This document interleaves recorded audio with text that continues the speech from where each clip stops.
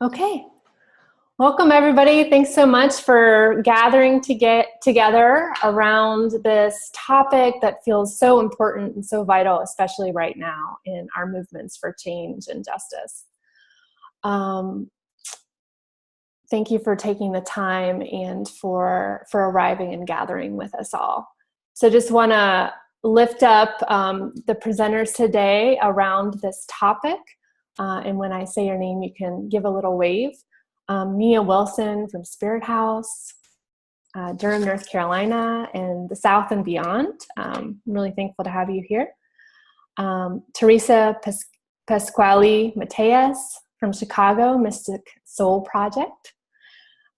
Abraham Latner from Freedom Beyond Whiteness, Boston, Massachusetts, and beyond. And then Liberation School, that's myself, Yardena Peacock, Sarah Green, if you want to give a wave. And actually Kate Warning is also here from Liberation School, but we'll be presenting on the movement cycle. So thank you all for being here today.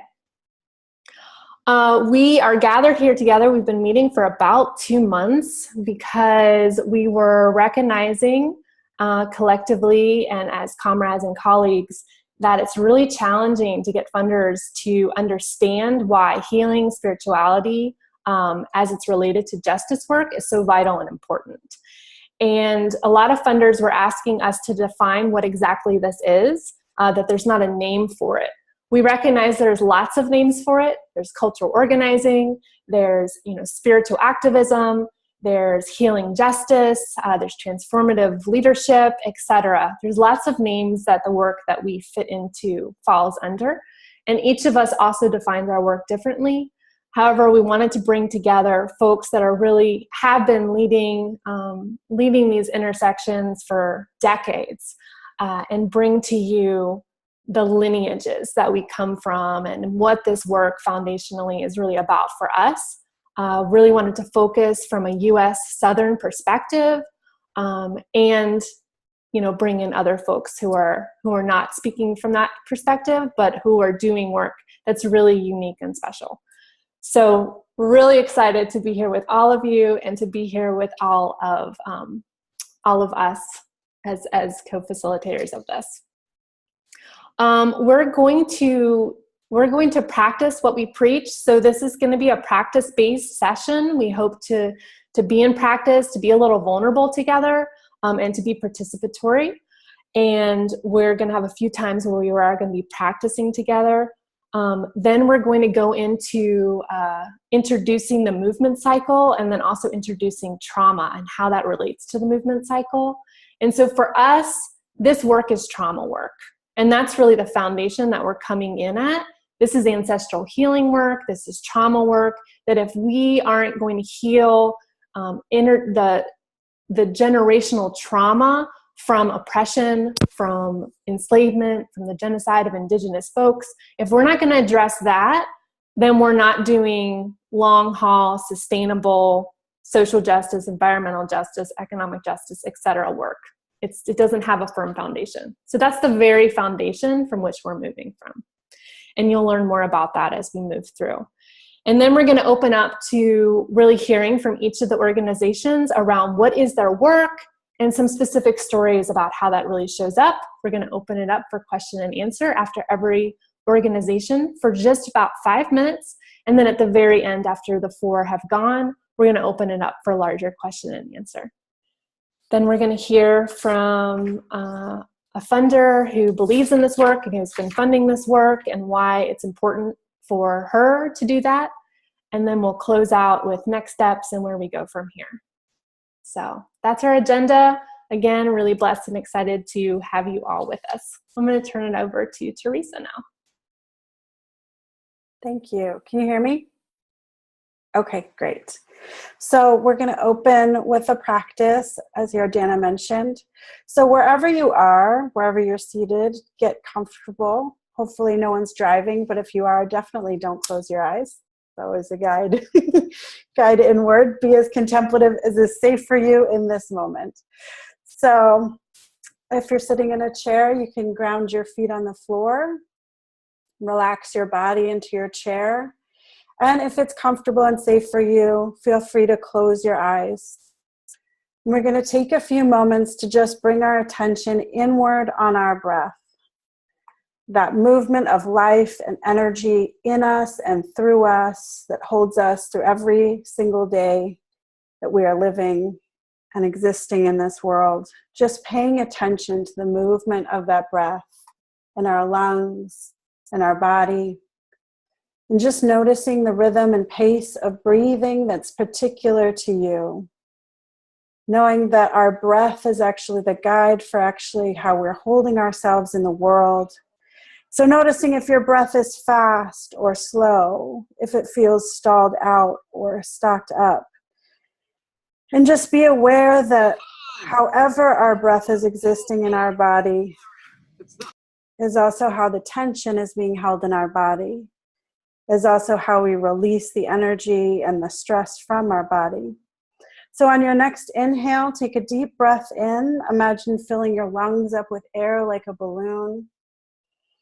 And on your exhale, take a deep sigh out, releasing and letting go whatever isn't serving you. And then take another full and complete breath in, maybe even breathing a little bit more deeply and completely filling your lungs up with air. And exhale, release and letting go, letting go, letting go. Taking one more full and complete breath in, breathing in belly, ribs, and chest, filling completely up with air. And on your exhale, releasing and letting go of whatever isn't serving you in this moment, letting go. And then moving into a slow and steady rhythm of breath, something that allows you to relax in the space in this moment. And then just take a pause and pay attention to your body, noticing where the tensions and the stress is held in your body. From your head all the way down to your toes, paying attention to spaces like your jawline, where we'll clench up our jaws, holding something in when we don't even realize we're doing it. Maybe your neck and your throat, or we're closing off what we want to say, what we're feeling. Maybe you feel it in your shoulders where we hold tension and stress when we feel like something is too much. Maybe you feel it down your back, down your spine, maybe through your arms, to your hands and your fingertips, where sometimes we clench our fists or clench our fingers without even noticing. Maybe you notice some tension down your legs, into your feet and your toes. And without any judgment or criticism of what is present, just be aware of what is. Just noticing those places particular to you, where you hold your tension, where you hold your stress. Then we'll take another 3 deep breaths in. This time as we breathe in, imagine breathing into the pockets of stress. So deep inhalation in and full deep sigh out. Imagine letting the physical tension in your body fall away, even just a little, onto the floor. Another deep breath in. Imagine breathing into those places and spaces of tension in your body. And then deep sigh out, releasing and letting fall away whatever you don't need to carry, whatever your body is holding. And then one more big, full, deep breath in, breathing into the remaining places of tension and stress. And exhale, relaxing into the chair, letting the floor hold you up, letting the chair hold you up, and creating space inside for just a little inner pocket of quiet, a little inner pocket of rest. And into this space, imagine calling in or bringing in whoever you hold dear to you in this moment that you want to be held in this space with you. Perhaps ancestors and those from our history and lineage that we carry with us always. Maybe we want to bring those people, images, or communities into focus to be in this space. Maybe it's someone that can't be in this moment, but you want to hold the presence of beloved in your life. And just allow space for the presence of those people, that history, those memories, that lineage, particular to you in this space, in this moment. Feeling the surrounding of warmth and light. Feeling the surrounding of love and beloved, known and unknown. And as we bring our attention to hold those presences with us, as we hold each other in this space together, bring some energy and attention back into the muscles of your body, maybe wiggling your fingers and your toes, maybe shaking your head gently from side to side. And then as you're ready, gently opening your eyes, coming back into the shared space together.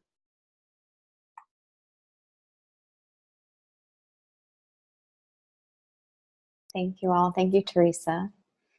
My name is Kate Werning, and I am part of the Liberation School team, and also the Healing Justice podcast that's launching next month to do some storytelling about this field.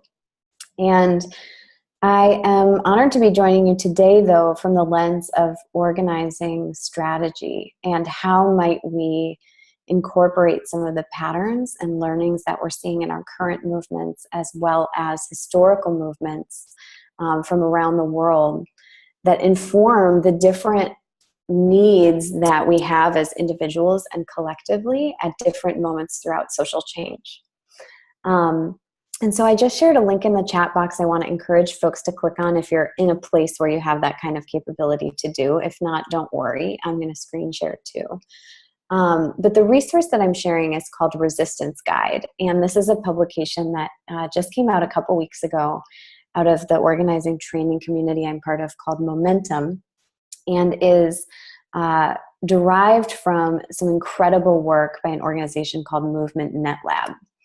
And we've been looking at what are the different movement moments that happen in a cycle. And we're not the first people to look at it. This is also really built on the work of Bill Moyer and many others that have talked about, what is the cyclical nature of how change happens throughout history.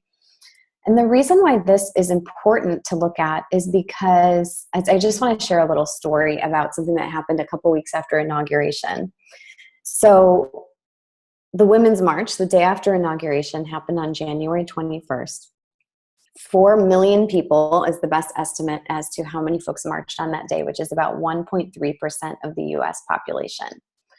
6 days later, on January 27th, thousands of people came out and participated in airport protests around the Muslim ban. And both of those events were historic. And 3 days after that, I bizarrely found myself in the office of Meetup, which is a tech company, not a social justice organization at all, and saw the CEO of the company address all 200 employees and talk about how are we going to mobilize the resources of this private company to contribute to the resistance. And in front of everybody, he said, look, the Women's March happened, then the Muslim ban came 6 days later. Clearly, mobilizing doesn't work. And this is completely devastating from the perspective of folks who are studying movements, right? Or who have participated for some period of time. But there's a way that all of us can get to feeling that way sometimes. And so it's really important that we have some perspective in order to ground us when we're interpreting what's happening at different moments. So I'm sharing you now this image that you can also find on the link I shared of the movement cycle as Movement Net Labs describes it. And so we look at the emotional state that starts out under enduring crisis. So as we know in this moment, under this presidency, none of these issues are new. These are all crises that Bill Moyer calls this normal times. Unfortunately, normal times in this country includes mass amounts of ongoing injustice, right? But there comes a trigger event. There comes something that happens that galvanizes energy and is able to kick energy into uprising, which is sometimes highly orchestrated and planned. and is sometimes somewhat spontaneous, right? And there's a little bit of chance involved in terms of what takes off when. And this can send us up into the heroic phase. So we see mass demonstrations in the immigrant rights movement. We had a massive trigger event in 2006 with the Sensenbrenner bill that led to the biggest marches across the country, millions of people in April and May of that year. Heroic phase, honeymoon period, everybody's rising up. This is going to work. We're finally going to dismantle the private detention centers and injustice against immigrants in this country. And then slowly we started slipping toward 2007, where we came into a period of disillusionment. The marches that year on May 1st were much, much smaller. Headlines were about how the movement had totally fallen apart. The Minutemen, which is a racist militia along the border, were seeing record enrollment in their numbers. So it looked like the opposition was growing. We felt weak. And if we didn't have this cycle to lean on, we would have interpreted, and many people did, the fact that we're losing, right? That what we did didn't work. Like the CEO of Meetup said, it doesn't work. And so this moment where we contract in after the honeymoon period and the big uprising, we have this opportunity to either fall apart there and attack one another. We're seeing this happen around the frustration of losing DACA right now, infighting within the immigrant rights movement, saying if this org hadn't have done this, if you wouldn't have done that, then we wouldn't have lost this, right? We start turning in on one another under stress. And we have the option here to either move into learning and reflection and regrowth, to plan for that cycle and not interpret it as the end of the world, but to know where we are in the cyclical nature of how our change and our movements are growing. Knowing that kicking up of the opposition is part of winning, actually, polarizing the public. And then being able to move into a period of regrowth that brings us to a new normal. And so that's what we're seeing at the movement cycle level, which can be really hard to locate ourselves in the moment on both a strategic and emotional level. And I want to kick it to Teresa, who's going to talk a little bit about how this maps with some of the individual emotional state work that we've been watching. Great, thank you. So the way that I would like to relate this out, what was interesting for me, so a few years ago I had gone to a decentralized organizing training with some of the Momentum organizers, and had been exposed to this movement cycle graph. And what was fascinating to me, coming from my background in terms of mental health and trauma healing work, was that it felt so representational of a cycle of trauma process and a cycle of human development kind of overlapped with one another. And then also, as my work got more embedded in terms of healing and spirituality, working with organizers and activists, I started to see the way that this flowed created particular kinds of responses. And so why we sort of thought bringing these two pieces together were really important was because they set the foundation of why this work matters. The work matters because not just cycles of movements are moving around in the way that Kate described, but actually particular levels, kinds of distress are showing up at these different spaces and places, and kinds of distress that all of us that are, sort of facilitating space on this call have seen manifest in various ways.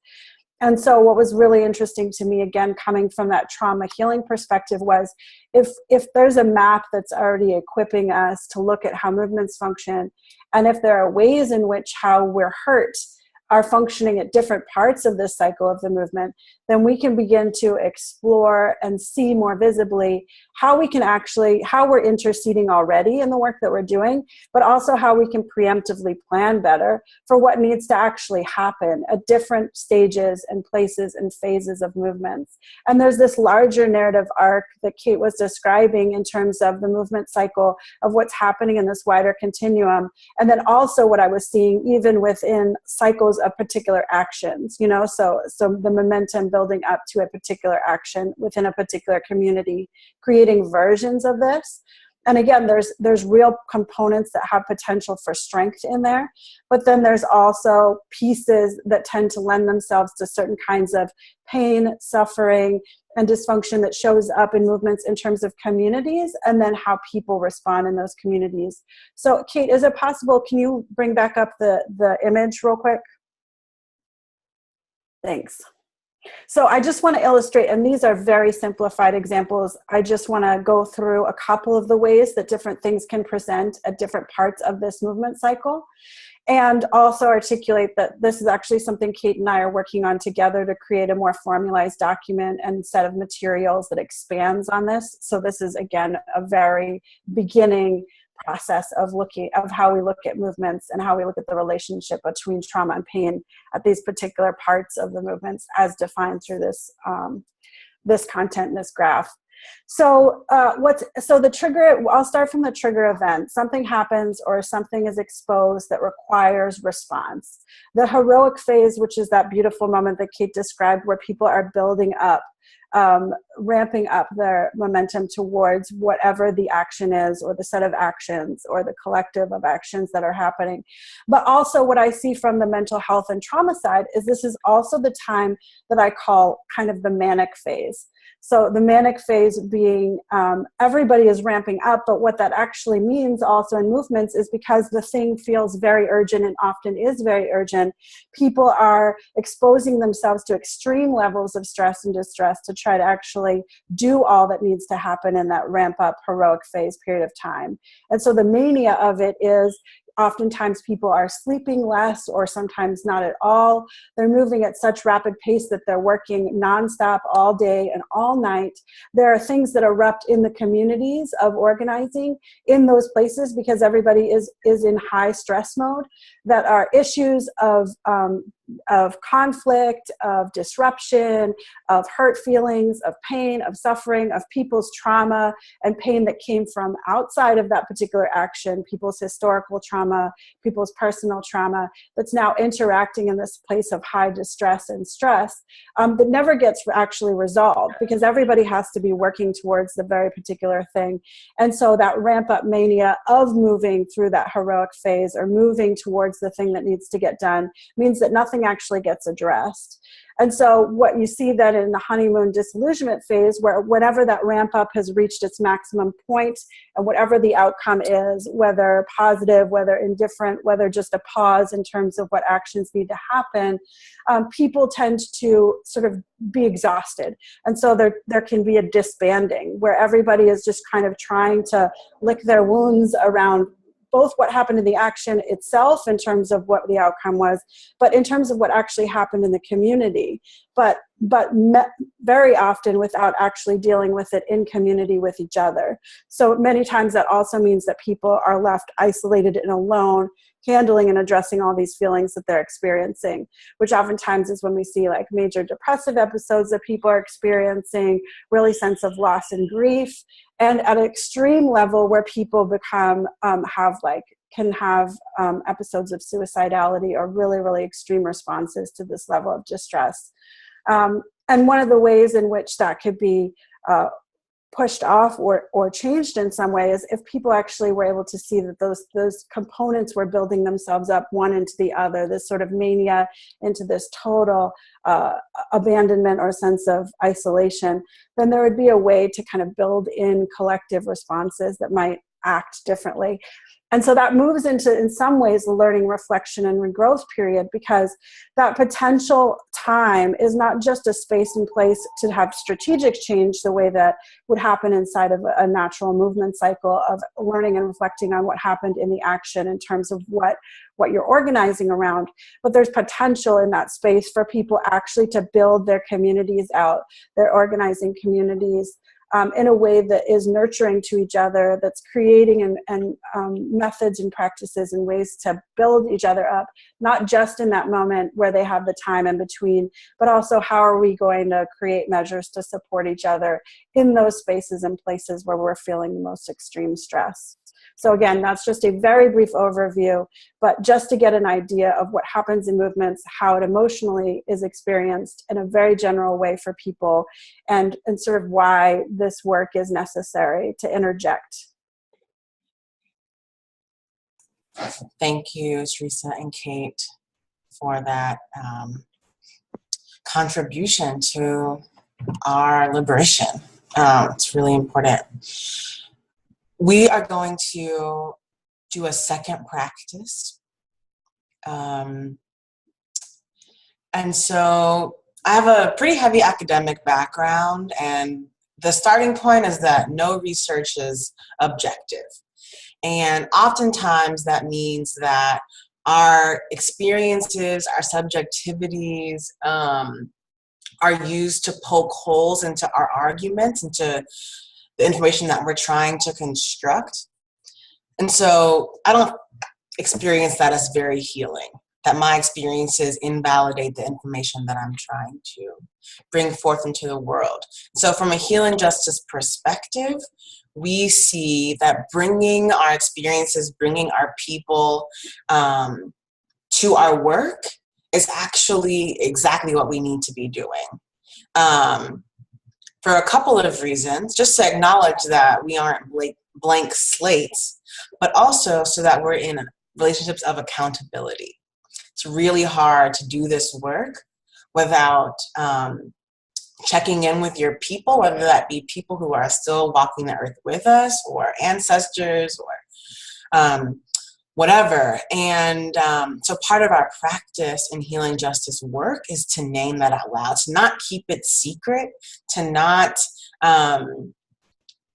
move out of fear and think that us naming it will give other people room to attack us, but to announce ourselves and our people as a way of being accountable and to remain focused on who we're doing this work for. So I am going to invite Yardena and Nia, Yardena first, to talk about who her people are. This is an exercise that a lot of Southern movement folks do, and sometimes it's written down, sometimes it's just improv. And then after Yardena and Nia talk about who their people are, I'm going to ask for 3 of our guests on the call to name who their people are. Chosen family, blood family, ancestor, however you conceive of your people. Thanks. Thanks, Sarah. Before I move into that, I just want to give love and appreciation to Kate and Teresa. I feel like that was like so much, and we all have so many questions. And I'm feeling a tension of like us not being able to ask questions right now. So I guess I just want to offer up, can we use the chat box? If there's something that's coming up for you right now that we can cycle back around to it, if you could use the chat box or not to write it down so that we can cycle back around to that. But I feel like what they were really presenting out was the kind of like the science behind the spirituality of like why healing and spirituality work is so vital in our movements for change. And so big appreciation for that. Moving into where our people, who our people are and why we're here. When we originally opened up the call, we talked about we all come from these lineages, and Teresa and Kate mentioned the lineages that they're coming out of. And so for us, it's really important and vital that we talk about who we come from, not as individuals. This is not our work as individuals. This is part of something that has brought us here because of a history of oppression, healing, and spirituality in our own backgrounds. So I'm going to model where I come from. So my name is Yardena. I'm calling in from Louisville, Kentucky, and I come from movement building in Louisville, Kentucky, from Anne Braden, who is a white anti-racist woman who spoke up against racism in a time when not many white people were doing that. She gave me a language. I come from Ella Baker and Septima Clark, who were foundational in the civil rights movement and who few people know about, because women and Black women especially, have been left outside of the history books. And I come from racist I come from a father who was an alcoholic. I come from trauma. I come from a family who was working class and poor and who made do with what we had because we had to. And I come from so many folks who are trying to figure out how to build a better world and to be in this world and to create this world, because we know deep in our bones and in our hearts and in our blood that we deserve something different, and that we can, when we step into the imagination, build that. Thanks, Jardana. Thank you. Thank you so much, Jardana. Welcome, everyone. My name is Nia Wilson. And the first thing that I want to say is that, we all come from somewhere. Oftentimes when we introduce ourselves, what we do is we give our resume, we give the letters behind our name, all of things that we should be very, very proud of. But what's also equally important for all of us is to understand that the decisions that we make, the way that we move in the world, is based on so much more than that. It's based on the geography, it's based on the soil that we were raised in, it's based on the air that we breathe, it's based on the lineage that we come from, both biologically and our movement ancestors. And so as a practice in Spirit House, when we introduce ourselves, we talk about where we are from. And we base what we say on who our people are, what the geography is, and the time period of where we come up with. There's something that's definitely different between someone who grew up in the Reagan era and someone who grew up with our first Black president. And so it's important to understand all of those things about ourselves so that when we work together, we are able to understand who's in the room with us. So I'm going to share a little excerpt called Where I'm From, so you all can know who I am and where I'm from. So I am from Fanny, Josephine, Lelia, and Elmira, from names buried in history where shrines consume legacy, from whispered severance across seas, from five and dime store communities. I am from Calabash, crab cakes, and Campbell's pork and beans. I am from saltwater air and concrete stairs, from first generation cinder and brick where collars and ham hocks fill damp hallways. I'm from Megaphone Street preaching granddaddies whose firstborns found deliverance in backroom spades and heroin. I am from separation and abandoned, from 16-year-old runaways and babies left to die, 'cause this life be too hard without a daddy. I am from yes ma'am and from madam, from labor and lust, from freedom housed in bruised bodies and paper stuffed shoes, promising treasures inside heaven's doors. I am from tangible, I am from tactile, I am from blueprints of norm, I am from every day, I am from common, I am from now, I am from free, I am from Josephine, Lelia, and Elmira. I am from home. Thank you so much, Nia. How about we all just take a big breath and connect with what Teresa was leading us to at the beginning of this call, and to our bodies.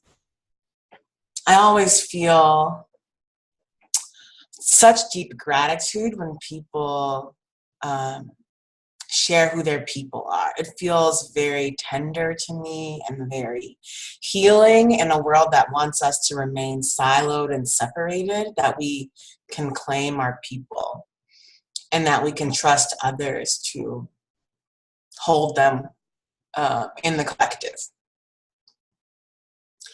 So I would like to invite 3 of our guests to share who their people are.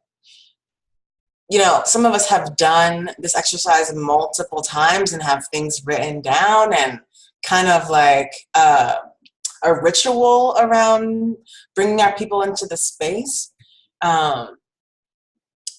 But lest we be discouraged about how poetic or not our words come out of our mouths, unless we fall into the deep, dark hole of perfectionism. usually does not serve us. So, as you are willing and able, who are your people?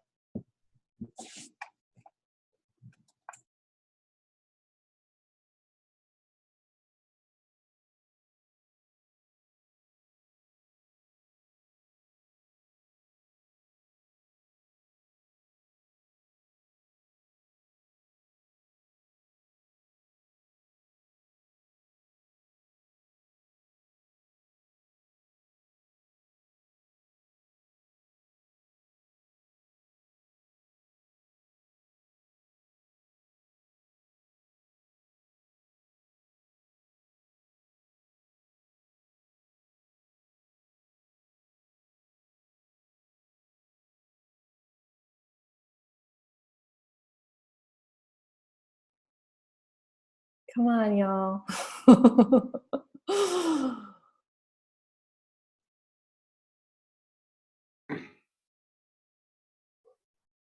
I can give it a shot. I haven't done this before. Yay. Great. My name is Gabriel. I come from rural Maine. My people are farmers who never graduated high school.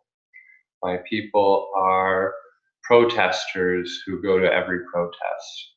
My people are healers, acupuncturists, and poets. My people are suffragettes. My people are thinkers and intellectuals. My people are hardworking mechanics. My people are from Greece. My people are from England. My people are from Germany. I'll stop there. Thank you. Thank you so much, Gabriel.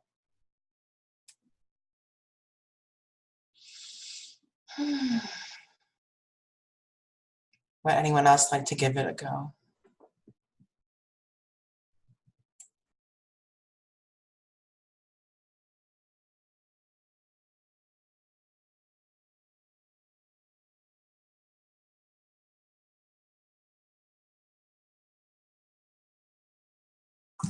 I'm Stephen.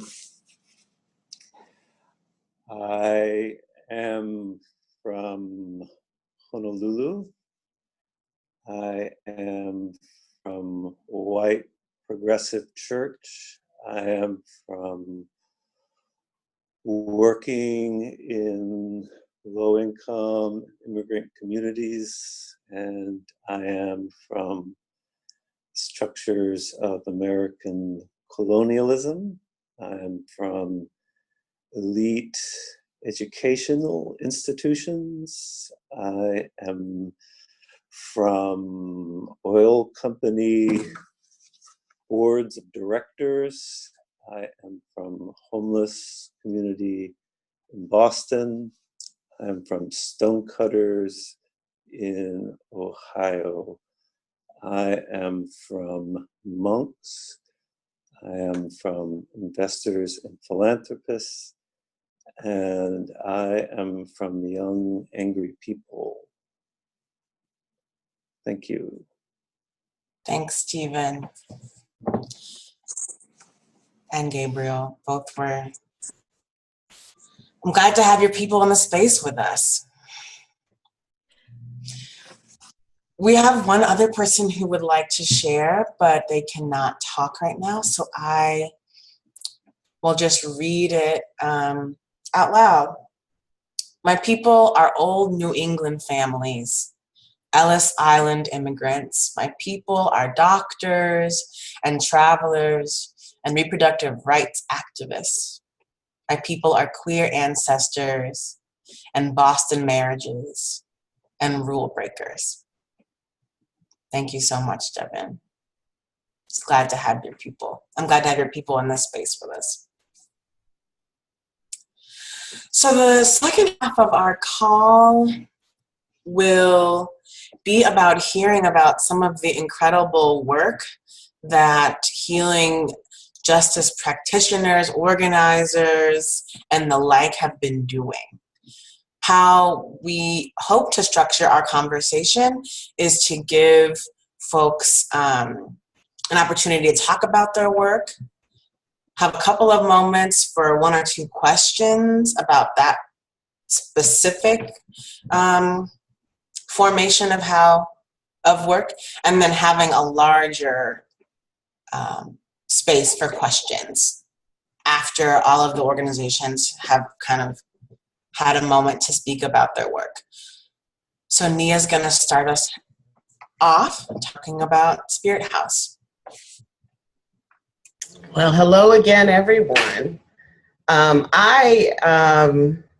probably going to take less than 5 minutes and give enough space for questions. I'm really excited to be on this call. I'm really just going to read a little bit of a blurb about Spirit House and about the work that we do, most of which folks can find on the website, and give you an opportunity to ask me any questions that you might have.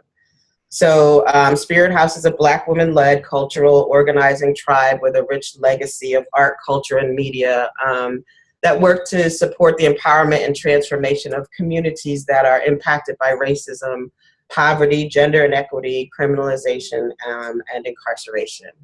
We are Black, we are poor, we are disabled, we are queer, we are formerly incarcerated, we are grassroots organizers, we are artists, we are alchemists, we are strategists, and we are healers.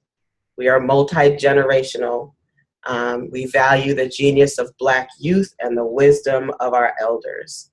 And we prioritize the leadership of the people at the center of the issue who are most impacted by systemic oppression. That is us. We say tribe because we embody our liberatory practices to sustain the cultural values that shift our everyday behavior.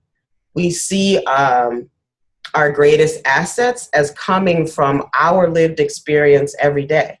So as Black people in this country, we know that in our DNA is both trauma and freedom and healing.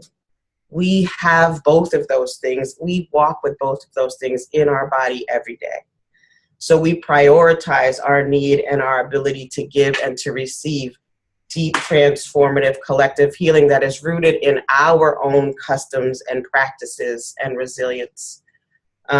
We have a pedagogy that we call our CPR, our culture, our practice, and our ritual that we use in every single piece of our work. Our primary work right now is the work of the Harm-Free Zone, which began in 2008. And the Harm-Free Zone is rooted in the belief that oppressed people can create accountable, self-directed communities. It's rooted in the belief that we are doing the work to heal from systemic racism, and we are eliminating our reliance on law enforcement. And it's rooted in the belief that we have the right and the ability to hold our governmental systems accountable for the policies and practices that disproportionately impact our lives. So the Harm-Free Zone has 3 main components. One, we do here in Durham a transformative justice training where we bring together a diverse group of folks from across Durham for a 12-week training incubation, what we call an incubation hub, where we envision and create a Durham that is accountable to all of our residents, that doesn't rely on law enforcement. So what are the things that we actually need to be able to see that will give us a Durham that's accountable for everyone in our neighborhoods, in our schools, again, holding our government officials accountable. And then from that, we use, most of the folks that participate in this also do things out in practice. So one of our components is our direct action work, which means that we do things like show up at city council meetings. We do things called court mobbing, where we support people who have who are facing charges in the court system, we show up and we sit in the room so that these folks who are often sitting by themselves understand and know that they have support, and that we understand that they are more than whatever that one mistake that they made is. So we don't often give people that much grace to say, we know you're more than you are, your worst mistake, and we're here to be with you as you go through this process. And then another component of the Harm-Free Zone is our Southern Regional. It used to be a citywide book study, but our Southern Regional book study, where we try to help people who are not directly impacted by some of the things that oppressed communities are impacted by, to learn to gain an understanding and a shared language and a shared analysis around issues that we face. Because we understand that it actually is going to take all of us to create the world that we want to live in. No matter what vantage point you're seeing issues from, it's going to take us all to create the world that we want to live in. So we have to have a shared understanding and a shared language around what the issues are, what people are facing, and then be able to talk about how we create change. So we do all of these things simultaneously. Right now, our book study, we're actually for the first time reading a fiction book, and we're doing a book study on Octavia Butler's Parable of the Sower. And so we have a toolkit, anybody can join, and we are working in conjunction with the University of North Carolina, actually, to do this particular book study. And we've worked with different organizations across the country to do these book studies. And I'm going to stop there because I want to make sure that there's enough room for questions. Awesome. Thanks, Nia, so much. Does anyone have a question or two for Nia? Just a reminder, we will have time for more questions at the end, but any burning questions?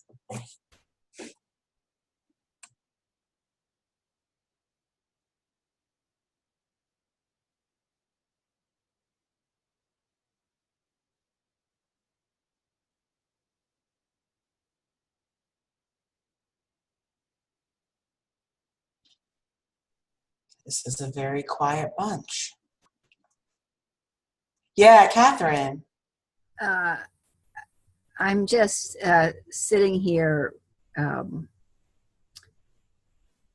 with such deep appreciation for the breadth and depth of what you just outlined, Nia, and the sense of its being rooted in a very strong set of relationships at the core of it.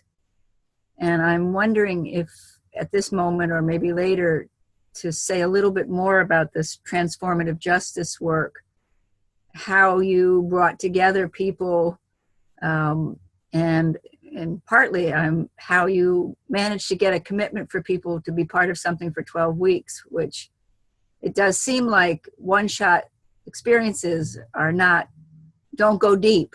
So the sense of creating that kind of continuity is really, really powerful. And I'm just sort of wondering your thoughts about it, the history of it.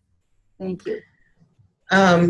Yeah, so as I said, we've been doing this since 2008.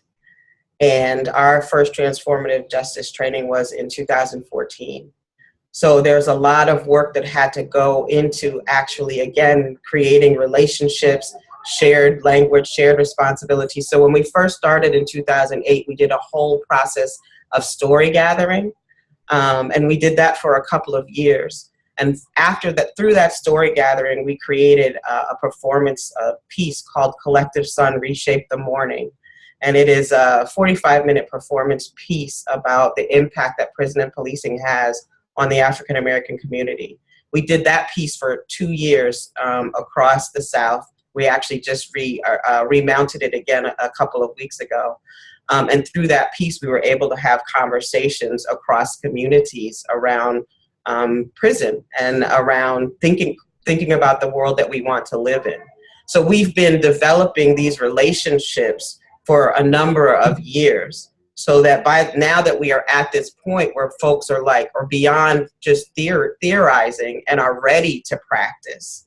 That's why we got the commitment, the 12-week commitment, because they understood that we were beginning to implement something very different And they are not only in this 12-week practice with us, but are continuing to be with us now. So I'll give you a quick example. I sent an email out last week. One of the gentlemen in our group is an elder, and he is having some issues around his health and food.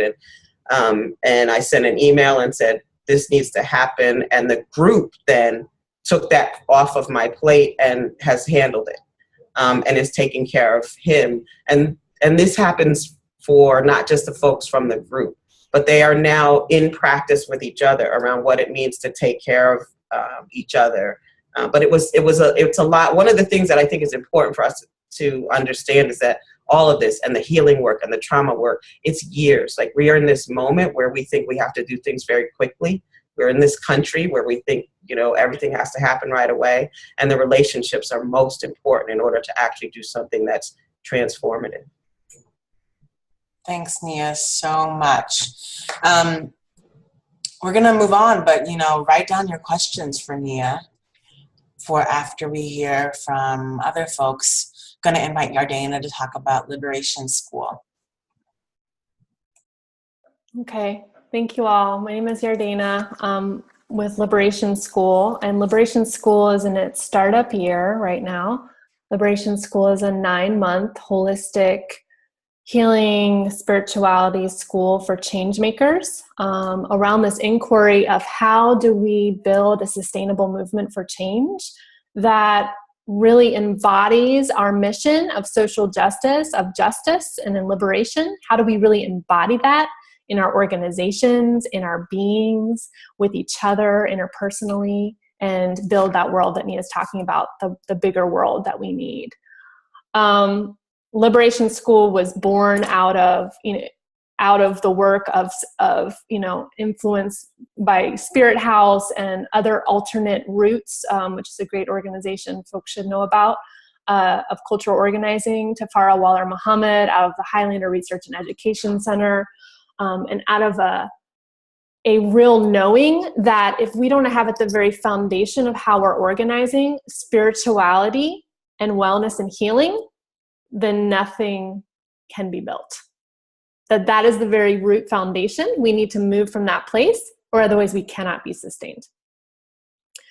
And so that's where Liberation School is really working, is at that very base of what Tafara Waller Muhammad calls this cultural organizing triad, and at the very root bottom of that is spirituality, wellness, transformation. This is the place Liberation School is trying to work.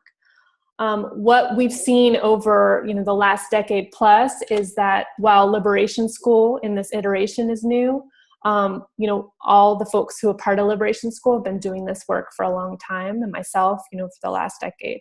What we've seen is that this is trauma work, and our movements are not equipped to show up to the trauma of the work.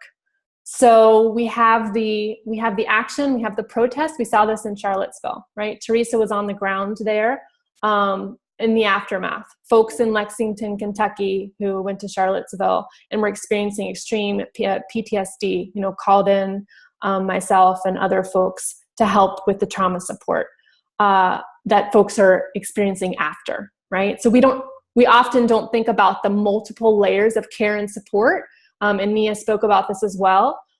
This is about relationships. This is about care. This is about creating the world we want. And that requires a lot, right? So if we're thinking about the connective tissue of our movement, really holding people in the multiple layers of trauma that people are experiencing, then we need to have the before care. We need to have the during care. We need to have the aftercare, and on and on and on. And so Liberation School is holding folks in this inquiry of how do we center that in all that we do.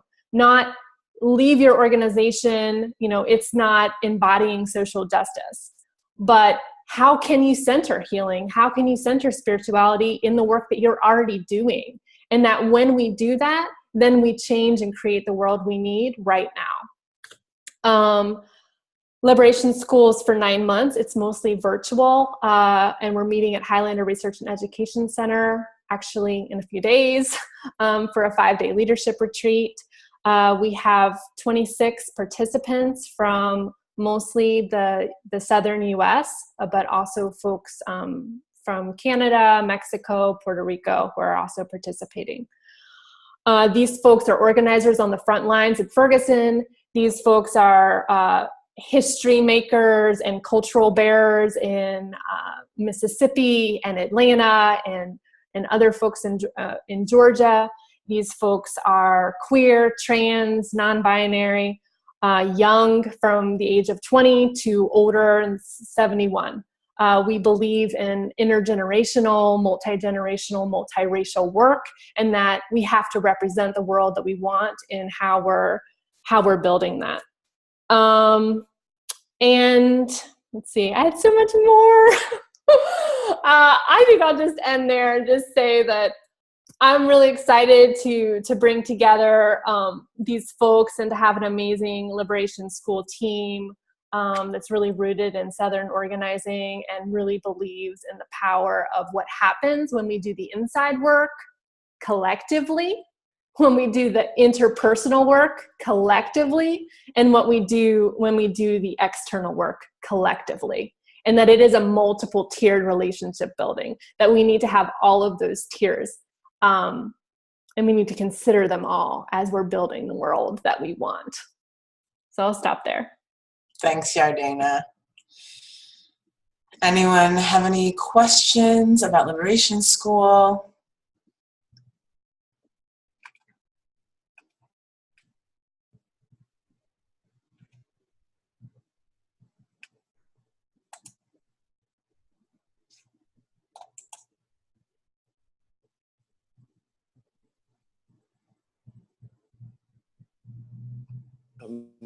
I'd like to ask, what is the nature of your spiritual practice in the Liberation School? Great question, Stephen.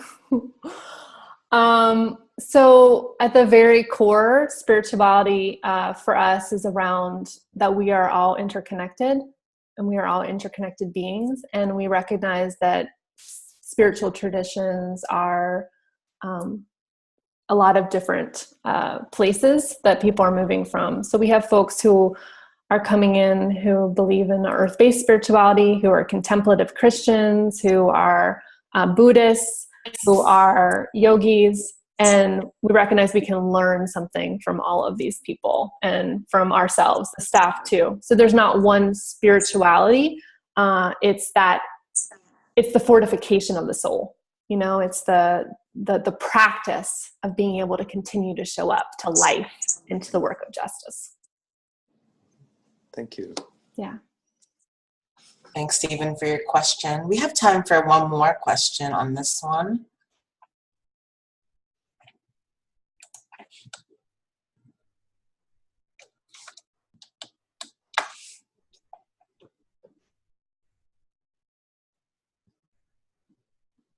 I'm so excited to answer any question.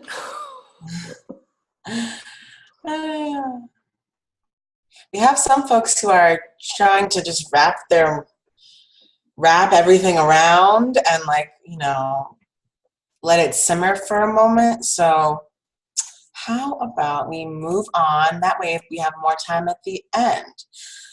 So Teresa, I'll welcome you to talk about the Mystic Soul Project.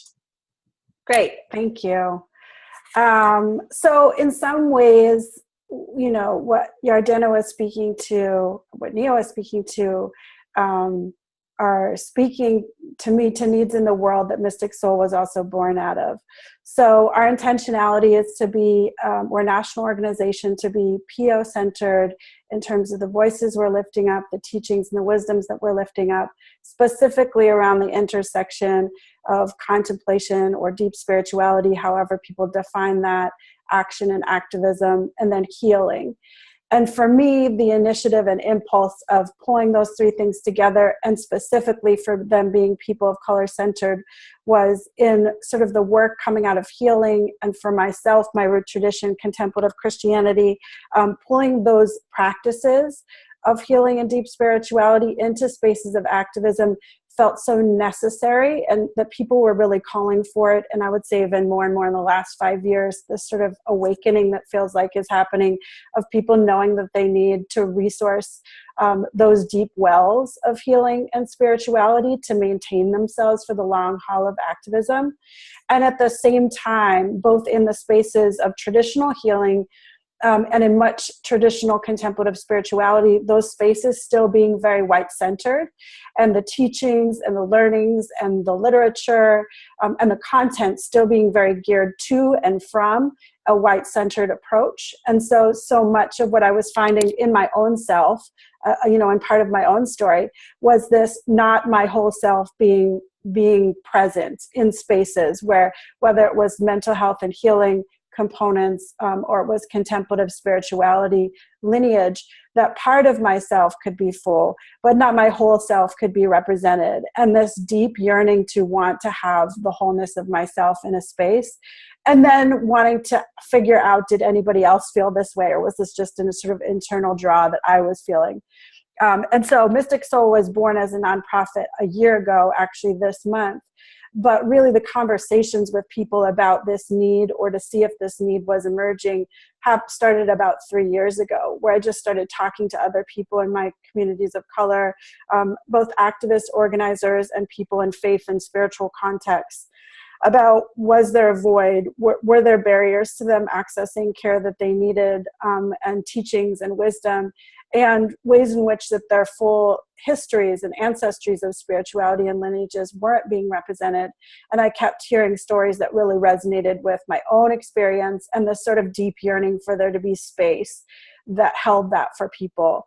And a lot of people that have gravitated towards this concept of Mystic Soul have been from sort of Western tradition backgrounds, many of them either abdicating entirely or sort of loosely connected with Christian lineages, many of them coming out of Black church or Latinx church or Asian American churches, where their progressive viewpoints and standpoints, as well as their own identities, whether they be queer or trans, no longer meant that they were able to fully hold that space, but then the places that held the progressiveness where they felt like they could be present were mostly white spaces. And so then there was, again, this tension of not feeling fully present and fully represented. And so Mystic Soul Project wanted to be able to create sort of a national conversation that led to national community building, that then could help people sustain their organizing, both as activists, as spiritual and healing providers in their own communities, that said that our stories matter, our teachings matter, our history and lineage matters, and it does inform how we do this work in the world.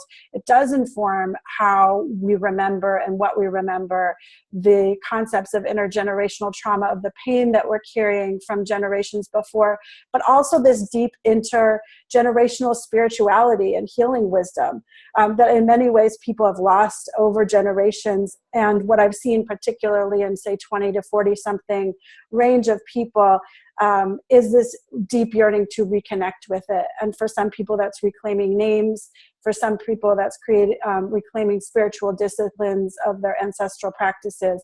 And so Mystic Soul just wants to create space where people can hold all of that tension, and where we can begin to create a national conversation that can build out practices and programs and communities that actually can offer that out into the world.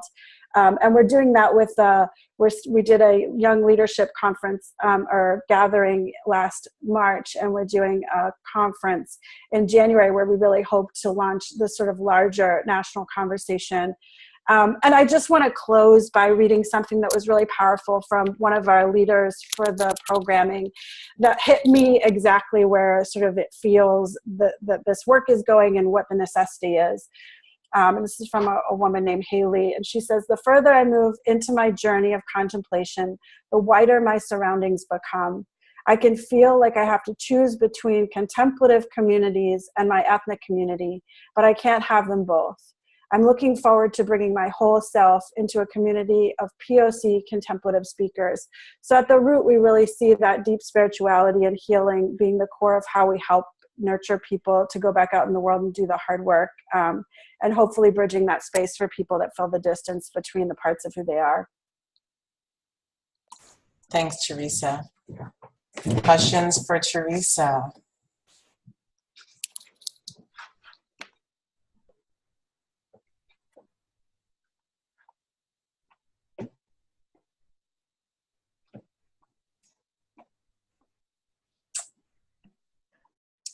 I just want to say, if you are on the phone and you've been muted, you can *6 yourself, unmute if you have a question. Thanks, Yardena.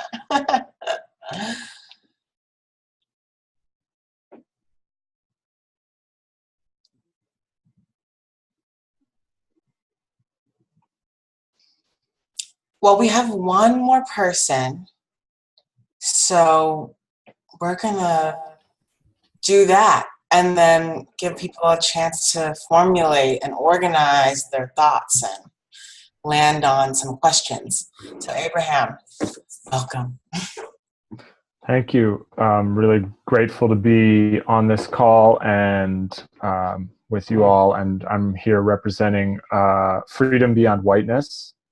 And Freedom Beyond Whiteness is a decentralized network of small circles of people who are committed to learning to support one another in the long haul fight against white supremacy. And so our circles consist of 3 inward-facing practices, and those are shared food, contemplative practice, and a practice of storytelling and resonance.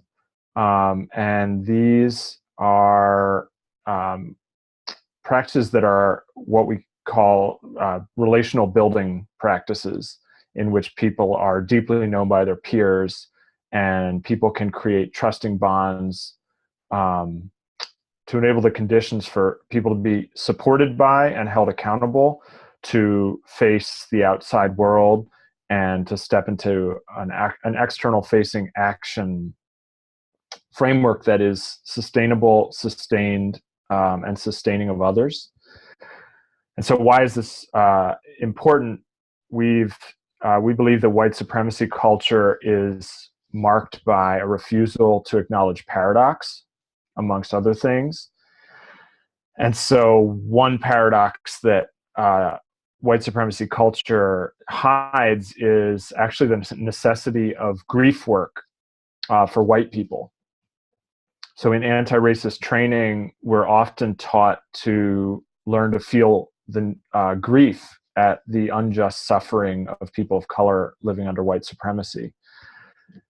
And at the same time, a lot of white people find it really challenging to see that we have our own grief that we need to process alongside, even as we're supporting movements of people of color for freedom. We actually have our own grief to process. And that grief I think of as the grief of people who are fundamentally good, but are born into the role of oppressor. And so for people who are benefiting materially from racist oppression, breaking free from that dependency and the comfort that comes with it needs a container for sustained grief work with supportive peers. And that's the idea of Freedom Beyond Whiteness, to provide people with a container to self-organize in their own communities, to build deep relational culture that can provide support and accountability in order for our organizing to be sustainable, and sustaining of movements. And so none of this stuff is new. It is not the collective practices that I mentioned of storytelling, shared food, and contemplative practice are the oldest in human societies. But many people, myself included, were not raised in that kind of relational culture, and we actually have to be taught to remember that that's where we come from. And we've seen that when people have access to that kind of deep community support, they can show up for movements led by people of color and poor and working class people with a greater sense of groundedness, stability, humility, and even a sense of humor, which is sometimes lacking. And we see this work as building off of the incredible work that Showing Up for Racial Justice, Surge, has done. They have done incredible work in building a model to support white people to step into action that's accountable to liberation movements. And of course, it's messy and all sorts of back and forth, but fundamentally the gift that Surge has given to justice-minded white folks is huge. And so we, at Freedom Beyond Whiteness, we envision people going to their weekly or bi-weekly circle gathering with their 6 to 8 peers to sustain their hearts and spirits in the work. and also then going to the Surge meeting or another externally facing action-oriented group in their community. So this is really about sustainability and recognizing that if white people are not in racial justice work for the long haul, we often end up doing much more harm than we do help. And so an example from my circle, I'm in a white men's circle actually, and I have a friend in that circle who works in computer, like tech engineering. So he's in a super white male dominated field. Every day he goes to work surrounded by other white men. He fits in there. He doesn't fit your typical, social justice warrior profile. When you see him, he doesn't scream, "I'm a social justice oriented person," if you judge him by his cover. And so in our circle, he's learning to see how much he's numbed himself as a white man in a white male dominated environment in order to cope with what that space is like. And so he's starting to feel the pain that he's been numbing himself to through participating in our circle. This is important, but it's also a risky moment, because now when he goes back to work, he actually feels the pain that he's been ignoring along with his peers. And so he's seeing, we're killing ourselves. We're slowly killing ourselves and we're isolated. And so in this moment, if he doesn't have support and community with other peers, other white men who are grappling with that, he could either be crushed by that pain, or he could do the thing that is the easiest thing on earth, which is to run away, to say, I'd rather have my less painful life of comfort. And so we think that Freedom Beyond Whiteness is there to offer the resources.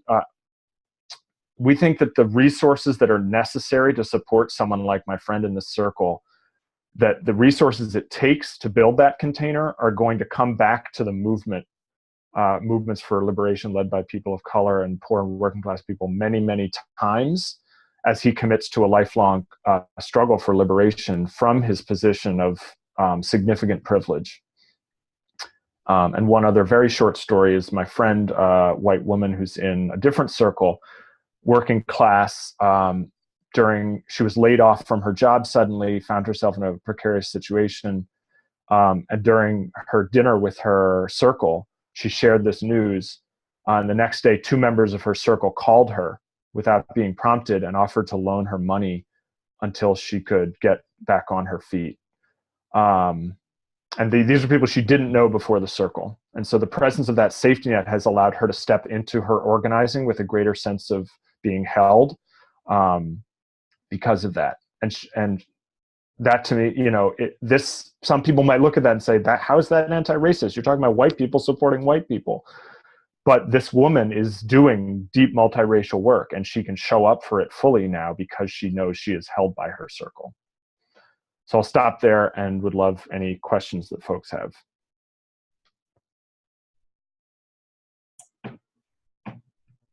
Anybody with a question for Abraham?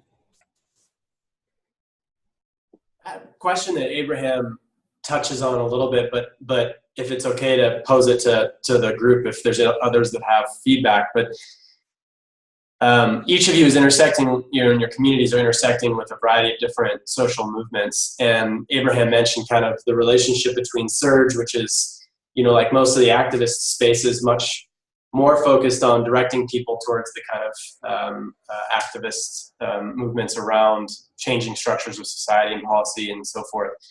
And I'm just wondering what the dialogues have been like in terms of those actual groups valuing the work of kind of the inner life of change processes, and just reflecting on those experiences. Are we aiming for a world in which, movement spaces are, those tasks are in one and the same, or is it just a greater respect for the both functions being integral to the holistic kind of healing and change that we're seeking? Or just any comments on that?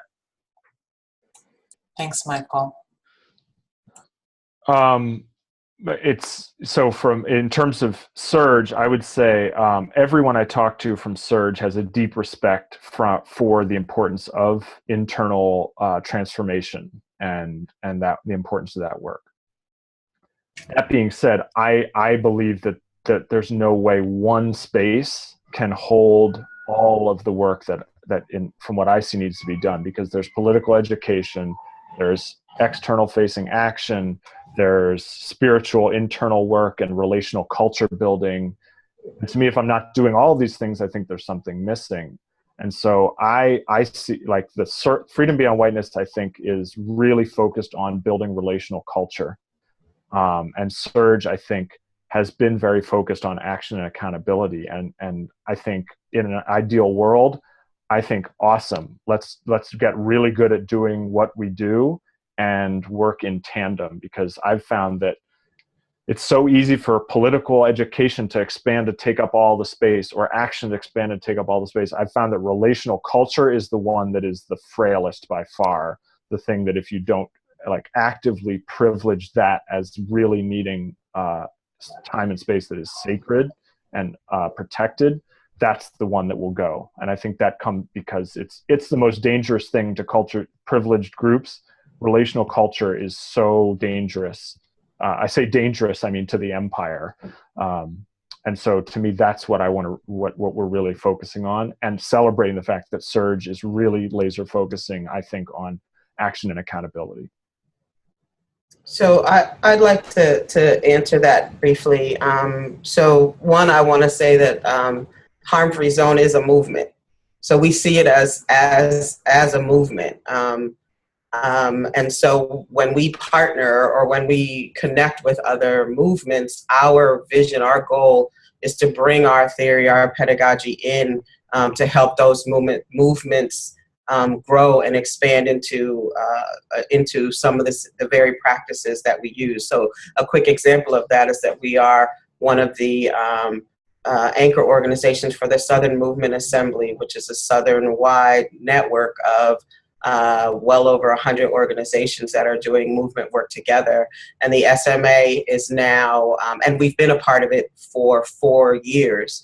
And we are now at the point where we are adopting, as a Southern Movement Assembly, harm-free zone pedagogy and practices. And so it doesn't happen right away, but we are now beginning to be able to infuse the theories and the practices into the Southern Movement Assembly. It doesn't mean that everyone agrees with or does everything, but being able to work with what it means is what we're doing. And that includes a very strong healing component. So it's not an afterthought. It's not a side thought. It's making sure that everything that we do as a Southern Movement Assembly incorporates what it means to have our healing as at the forefront of what folks in the South need.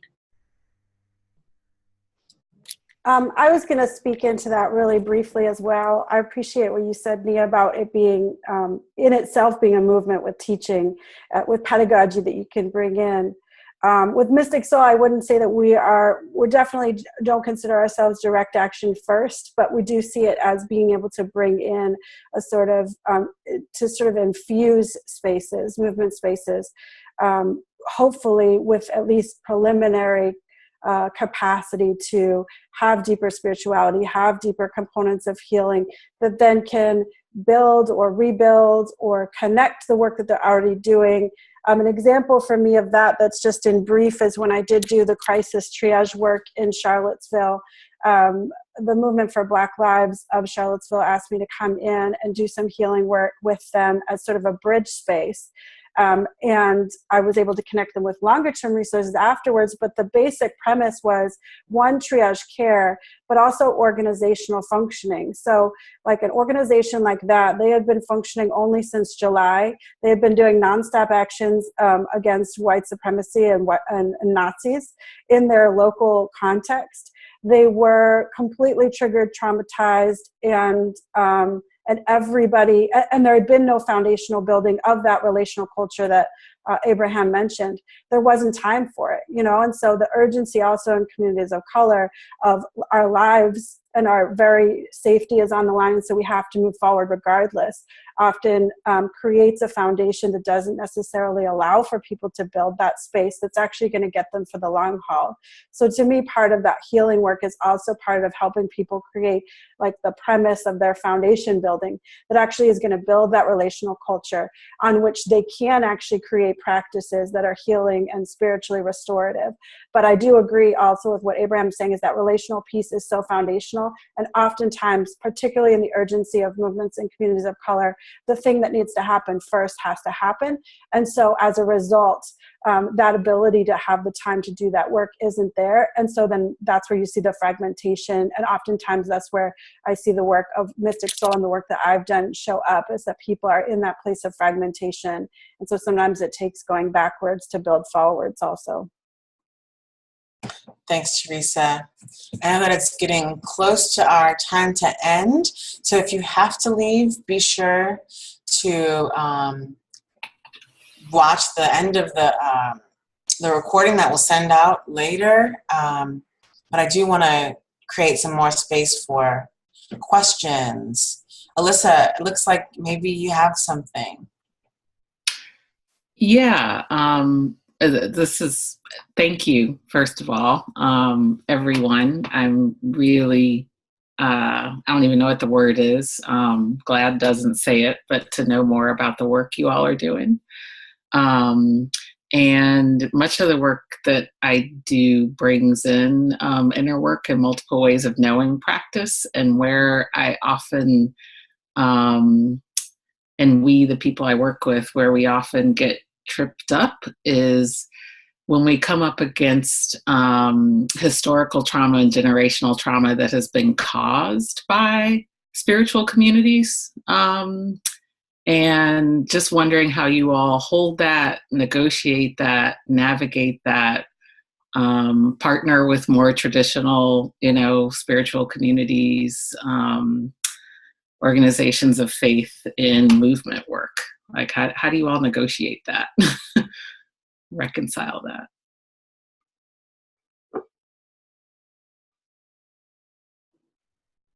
Spiritual trauma. Mm-hmm. Mm-hmm. Well, Teresa's written a book about it. Sacred Wounds. I think for Liberation School and for a lot of cultural organizer folks, it's about just creating space and a lot of different access points for people to enter into. Not defining what exactly we're talking about from a top-down perspective, but accumulating the stories and resourcing what is in the room and where people are coming from in the room. And then I also think that a lot of folks have already talked about this, but for Liberation School too, is like, how can we have restorative justice processes within our organizations? And Liberation School does have that intact as well. So how can we hold people in conflict and have those messy, hard conversations where something can be really liberating and healing for one person and isn't for another person? And then the third thing I'll say is, then how can we have that multiple layers of support? So for example, at Liberation School, we have healing accompaniment, trauma support on site, so that if folks need to step outside and they need some one-on-one support, they have that. The faculty has support. So we're working with a cultural organizer that's specifically supporting and holding us. So how can we have those multiple triage supports within our organizations so that folks can have lots of different ways to interact? And how can we not define it for folks, but offer a lot of different entry points and have the messy conversations? Thanks, Jardana. Mm-hmm. Yep, go for it. Oh, I was just going to say, it's also really important to really understand that spiritual work is not religious work. And so, as someone who had experienced a lot of trauma, in order to be able to heal from that, I had to really come to a deep understanding of that. And then when I make connections into different religious homes, or then we make sure that we make that connection first with the people who are leading. So a really brief example, I have a friend who, I practice a lot of indigenous African traditions in my spiritual work, a lot of ancestor connection. And I have a woman that I work with sometimes who is very rooted in Christianity. And she said to me very recently that having a conversation with her partner, they were talking about, how they pray, and that he is talking about the fact that his angels, he's seeing his angels as something different as his family. And so we were able to have a conversation that connected my spiritual practice and her spiritual practice, and just being able to say, again, that, it is not about how we get to God. It's about, or how we get to angels, or how we get to whatever our spiritual tradition is. Who I see as an ancestor, he sees as an angel, but we understand that we all came from somewhere, right? Every single one of us is here because we have an ancestor who chose to survive.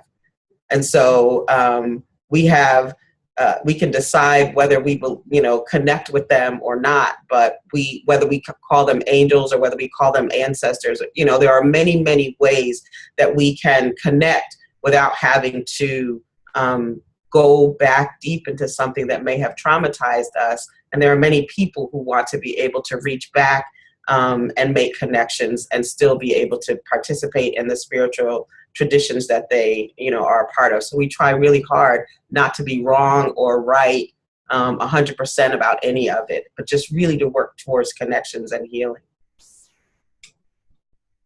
Thank you, Nia. Sarah handed the baton, the mic over to me, because we're realizing we are at and over time, and really sorry about going over. We are recording this if you need to leave. But I just wanted to wrap up in terms of where we go from here. You all will receive an email from us with the recording and some follow-up and direct contact information for each of the organizations that presented. We have deep gratitude for each and every one of you.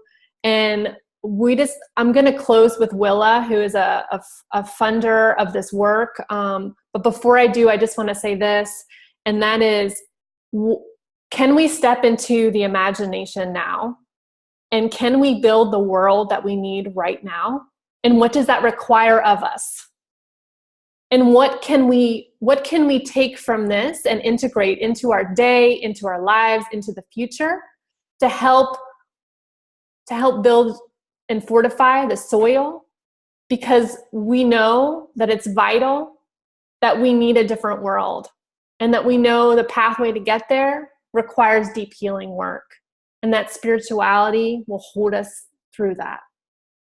So thank you all for attending. And Willa, if you just want to close us out with why folks should give to Spirit House and Mystic Soul Project and Liberation School and Freedom Beyond Whiteness. Well, I feel so grateful to have been on this call. I spent the first 45 minutes just sort of silently weeping.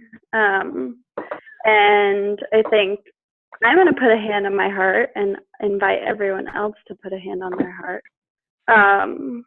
Because, there's so much to say, but for me, this is just like, I think about like feeling the sword or like beam of truth, and I just feel that so present in this space. And I think that the words that I heard come up over and over again were sustainability, relationship. How do we do this slow and ongoing work that we know is going to sustain us as a people? And that an important element of that is financial sustainability, and not as an afterthought. I think that the way that we reorient towards resources, the way that we reorient towards giving is a very deep process, or part of a big healing process that we're all a part of. So in my perspective, I feel like part of my people is I come from people who have abused the earth, and I come from people who have been abused. I come from people who I feel like have used money as a way to cope with, as Baldwin would say, like a way to cope with death. And I say, as someone who's inheriting money, I would say, not working. That money has not kept me safe. So I think the more that, whether that's you individually or your institution, the way that we can give towards a path that is for all of our collective liberation, all of our reorienting towards being resourced ourselves and resourcing the movement. I'm totally willing, able to talk to anyone more, because I know it's short, that this is the long haul. I'm so happy to be in relationship with many of you, and who I'm not in relationship with, to build relationship with. And yeah, lots of love to you all. Thank you, Willa. Thank you all. We can all unmute and just say goodbye in a big, loud way. Have a beautiful day, everybody. Thanks for showing up. Thank you. Bye. Bye. Bye. Liberation. Yes. Yes. Right now. Email coming soon. Do you, people who are presenting, do y'all want to stay on, debrief for a minute?